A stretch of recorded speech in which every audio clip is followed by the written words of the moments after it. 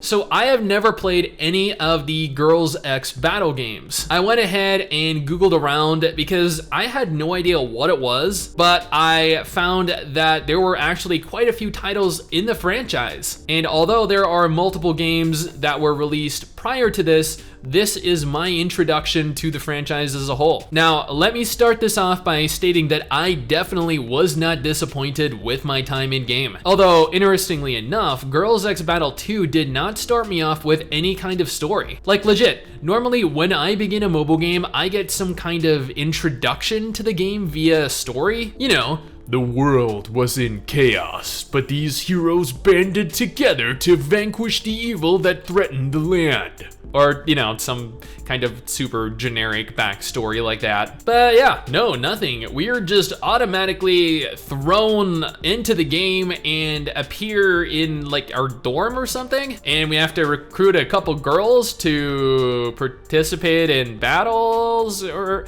I don't know. Honestly, there is a ton of story, so much text to sit through in this game. It is unreal. Like, you guys know me by this point, right? I am a fan of story, don't get me wrong, but I skipped half of what was going on purely so I could actually just advance the story. Now, this game is pretty interesting. It's an RPG, it is an idle RPG, but what I've come to realize is that idle RPGs are actually normal RPGs, but they continue to accumulate items, accumulate money, and accumulate XP while you're not actively playing, while you're offline. I always thought that idle RPGs were games that played themselves and required no input from you, the player.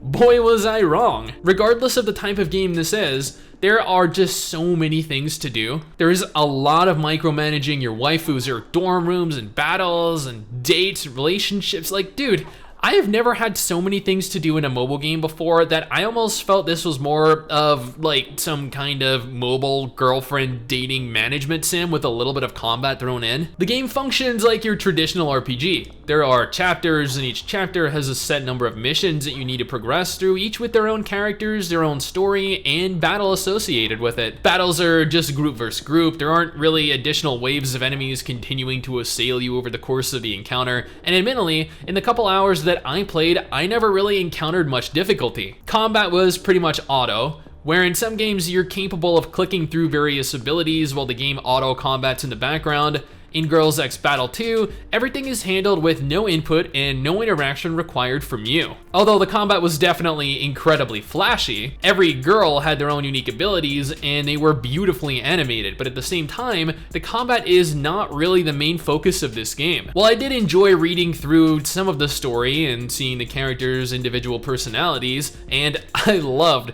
the character models, trust me, if anything, this game has some amazing looking waifus, and I can safely admit that I kinda enjoyed myself playing through it. Yes, this is very different to the normal mobile games that I play and enjoy, definitely. However, it had a little something that just held my attention as I continued to level my characters through the course of the game. And you know what? The gacha mechanic wasn't bad. I'd unlocked like 30 different girls on day one, which is pretty damn good in my opinion. But you know what? That's just my opinion, my impressions of the game. What do you guys think though? Have you played this, or does this look like something you'd be interested in? Let me know down in the comments below and let's talk about it. Anyway guys, that is it for me. Thanks for watching. Hopefully you enjoyed the video. Don't forget to subscribe for more content like this, and I'll see you all next time.